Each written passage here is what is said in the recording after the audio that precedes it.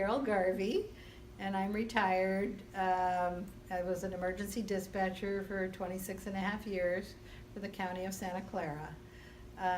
And the first union I ever joined was the county, SEIU Local 715 then. Now it's called SEIU Local 521.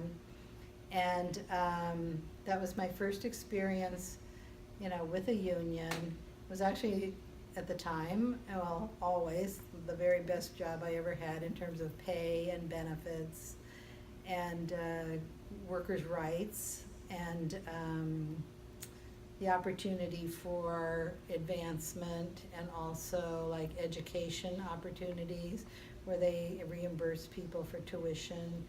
And of course, retirement was a big thing, a huge thing as it turned out. And it was the first time I was ever, I could ever plan for the future, because I knew that I would have retirement when I retired. I would have some money coming in. And then also we really were interested in issues affecting other people that didn't make as much money as us, such as minimum wage and improvements and health care or child care for workers. There was a whole range of things that sort of creates a fabric, a safety net for the community that the union was involved in. And even though I was making,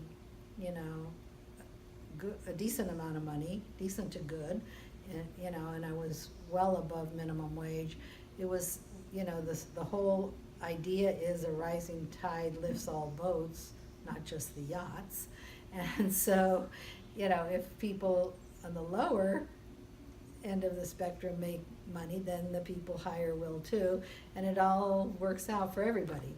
So it's sort of like for the next generation, it provides some guarantees that there will be decent income, people will be able to afford rent or buy a house even, achieve the American dream. And I really think that, the fact that we're losing ground in terms of union jobs is part of the problem for the current generation and the generations coming up in terms of being able to achieve the American dream, because their wages aren't keeping pace with the economy.